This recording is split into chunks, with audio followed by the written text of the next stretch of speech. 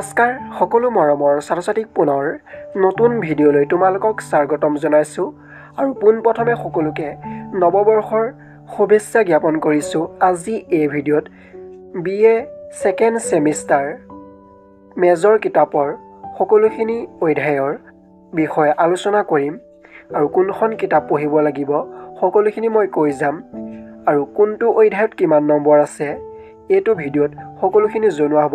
আৰু যদি ভিডিঅ'টো চাই ভাল লাগে প্লিজ লাইক এণ্ড ছাবস্ক্ৰাইব কৰি দিবা যাতে এনেধৰণৰ গুৰুত্বপূৰ্ণ ভিডিঅ'সমূহ আমাৰ ইউটিউব চেনেলত সকলোতকৈ প্ৰথমতে পোৱা। আৰু এইটো ইউটিউব চেনেলতে তোমালোকে BA ফাৰ্ষ্ট ছেমিষ্টাৰ পৰা 6th ছেমিষ্টাৰ আৰু MA লৈকে সকলো অধ্যায়ৰ প্ৰশ্নসমূহৰ উত্তৰ পাই থাকিবা। তেনেহ'লে ব'লা ভিডিঅ'টো আৰম্ভ কৰোঁ। যদি তোমালোকে BA ছেকেণ্ড ছেমিষ্টাৰ পঢ়ি আছা, তোমালোকে BA second semester Assamese major অসমীয়া ভাষা আৰু সাহিত্যৰ ইতিহাস 1826 চনৰ পৰা 2000 চনলৈ এই কিতাপখন পঢ়িব লাগিব। আৰু ইয়াত 4টা অধ্যায় আছে। এই 4টা অধ্যায় তোমালোকে পঢ়িব লাগিব।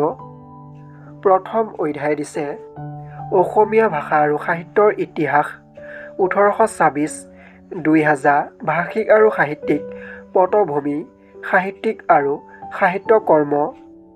ইয়াত নম্বৰ আছে 20 নম্বৰ। এই পাঠটোৰ পৰা তোমালোকক 20 নম্বৰ কাটিব। দ্বিতীয় অধ্যায়টো হৈছে নিৰ্বাচিত পাঠ মাইলছ ব্ৰনছন আভাস অসমীয়া ইংৰাজী অভিধান আনন্দৰাম ঢেকিয়াল ফুকন ইংলেণ্ডৰ বিৱৰণ হেমচন্দ্ৰ বৰুৱা অসমত স্ত্ৰী শিক্ষা কমলাকান্ত ভট্টাচাৰ্য জাতীয় গৌৰৱ চন্দ্ৰকুমাৰ আগৰৱালা প্ৰকৃতি লক্ষ্মীনাথ বেজবৰুৱা বৰবৰুৱাৰ বিমান বিহাৰ সত্যনাথ বৰা জীৱনৰ অমিয়া। এই সকলোখিনি অধ্যায় তোমালোকে পঢ়িব লাগিব। ইয়াতো আছে 20 নম্বৰ। 3 নম্বৰ অধ্যায়টো হৈছে নিৰ্বাচিত পাঠ যতীন্দ্ৰনাথ দুৱৰা পোহৰ কথা কবিতা ৰঘুনাথ চৌধুৰী অন্তিম জ্যোতি ৰজনীকান্ত বৰদলৈ মিৰি জীয়ৰী জ্যোতিপ্ৰসাদ আগৰৱালা নিমাতী কইনা। এই অধ্যায়ত 20 নম্বৰ আছে। 4 নম্বৰ অধ্যায় চৈয়দ আব্দুল মালিক কাঠফুলা গল্প ভৱেন্দ্ৰনাথ শইকীয়া গহ্বৰ মাণিকান্ত কাকতি কবিৰ অহৈতুকী প্ৰীতি নৱকান্ত বৰুৱা এটা প্ৰেমৰ পদ্য নীলমণি ফুকন কেনে আছো মোক নুসুধিবা। ইয়াতো আছে 20 নম্বৰ। এই 4টা পাঠৰ তোমালোকৰ 80 নম্বৰ আহিব আৰু 20 নম্বৰ তোমালোকৰ প্ৰজেক্ট থাকিব।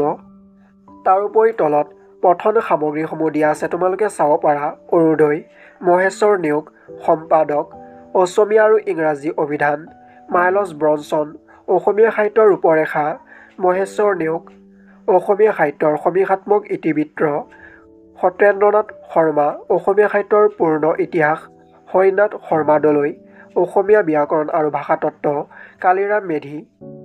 নিশ্চয় তোমালোকে বুজি পাইছা যে কোনখন কিতাপৰ কোনজন লেখক হয়।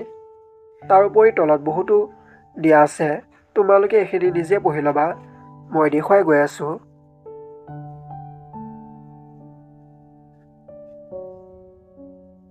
তাৰোপৰি তলত কিছুমান গুৰুত্বপূৰ্ণ কথা দিয়া আছে, তোমালোকে এইখিনি নিজে চাই ল'বা।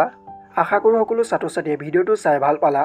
আৰু যিসকলে ছাত্ৰ ছাত্ৰীয়ে মোৰ ভিডিঅ' প্ৰথমবাৰৰ বাবে চাই আছিলা প্লিজ লাইক এণ্ড ছাবস্ক্ৰাইব কৰি দিবা যাতে এনেধৰণৰ গুৰুত্বপূৰ্ণ ভিডিঅ'সমূহ আমাৰ ইউটিউব চেনেলত সকলোতকৈ প্ৰথমতে পোৱা। আজিলৈ বাই বাই। নেক্সট ভিডিঅ'ত পুনৰ লগ পাম।